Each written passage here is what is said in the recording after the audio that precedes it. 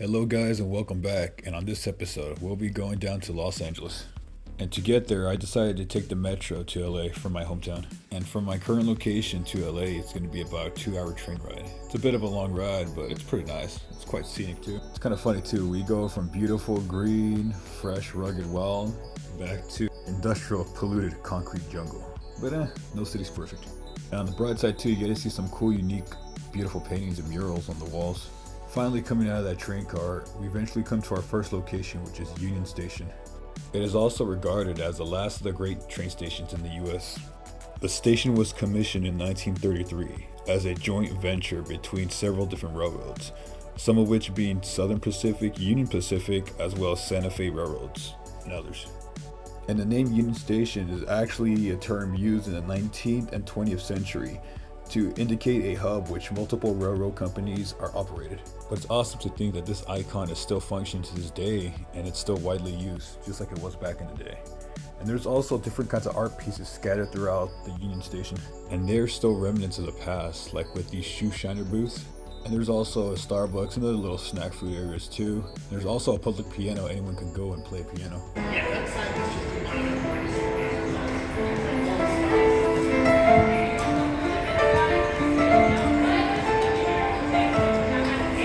And if you haven't noticed already, this place might look really familiar, because Union Station is also one of the most filmed places in Los Angeles, and over hundreds of films were filmed here. Closer to the front main entrance, you'll see on the left side, or in this case the right side, that this area is actually an area that's been rented out many times for filming, as well as for hosting, and for different nightclubs and events and parties. And this was the first icon, guys, Union Station. And the next iconic location is headed directly across the street, this location being Plazita Olvera. This gazebo area is always playing music, so you'll see people dancing here often, or events held here as well. Directly located across or to the right of the gazebo, you'll see the shopping area. And here you'll find different kinds of articles of clothing, handbags, or other little knickknacks of Latin America and Mexican culture. And Placita Vera, or Olvera Street, is known as the birthplace of Los Angeles. And this Mexican marketplace recreates a small but romanticized old Los Angeles, with a block-long, shaded tree, brick-laid, old structure, painted walls, street vendors, cafe, restaurant, and gift shop marketplace. And funny enough, the other iconic location is located down the street, which is the iconic Chinatown. And I don't just mean the cool 1974 film, which is a great movie, I recommend watch it, but I'm talking about the historical, ethical neighborhood of Los Angeles. This neighborhood served as a port of entry for immigrants of diverse national origins throughout its more than 156-year history. The first record of Chinese people in Los Angeles dated to 1852.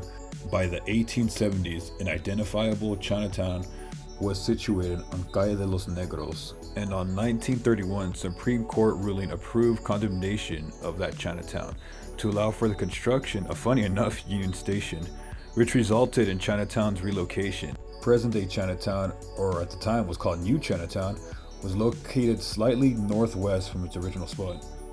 This next location is actually a piece of a bigger icon, which is Elysian Park, but it's located actually behind Chinatown. And it's a bit of a hike too, but I personally like this location. It's called Buena Vista Hills, Elysian Park. My advice to you is just to be careful around this area, because you see lots of odd litter and some weird couples out here, and people. But its location is beautiful because you get to see the whole view of the city from a far, far distance of the hilltops. It's gorgeous and it's absolutely awesome. And supposedly I heard from the locals here that there's actually used to be some kind of haunted swing here where kids supposedly died, and now the swing just swings by itself. But I'm pretty sure it's been removed because I haven't found anything like that. And this staircase is new. I'm not too sure what it's here for exactly, but I mean, it's there. But again, just be careful coming out here. But it's a really cool spot to see and location to visit. I really recommend this place. Just be careful. And you also get a really beautiful view too of the East LA area. After enjoying the view of the city from a distance, I came back to Chinatown and saw this cool apartment building. And I eventually backtracked my way to Placita Vera and passed by this cool little art place. It used to have a piece of a Berlin Wall out here too, but I think it was removed. And continue my way deeper into the downtown LA area, we'll see this cool signpost of sister cities of Los Angeles, and eventually come to our next icon, which is Little Tokyo. And entering through this light zone through Weller Court, you'll come into the food court. But this place looks a lot better at nighttime too with the bright LEDs. And this court is pretty popular too, because I remember back then around Sundays, there'll be a little group of cosplayers that'll come and just hang out here. But Little Tokyo is exactly what it sounds like. Lots of anime shops, good food, interesting Japanese markets, as well as cool ice cream places, boba, and more. This historical Japanese commercial district in downtown LA was the largest community of Japanese people in the United States before World War II. Japanese immigrants settled here in this district in the late 19th to early 20th century. Little Tokyo, LA is also one of the 3 official Japanese towns in the US. Also, Angelenos also call it Little Tokyo or J-Town, which I haven't heard too often. And Little Tokyo is actually, well, little. It only covers 5 extensive blocks, and that's about it. And believe it or not, the prominent California roll was created here in Little Tokyo. However, even if you're not a fan of anime, it's still a cool place to visit, because honestly there's all kinds of cool little food shops and much more to see, such as beautiful pieces of art, as well as a Japanese National History Museum. And there's also this location, which I call the secret mall, because it's kind of hidden and it doesn't really look like a mall. But going inside too, you'll see all kinds of unique little shops too and food markets.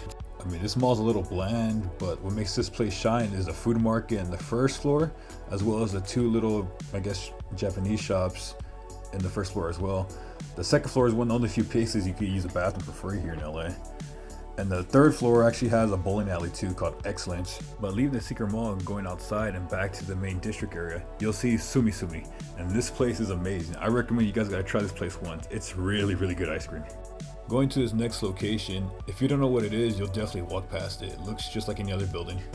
But this hotel is super infamous in Los Angeles.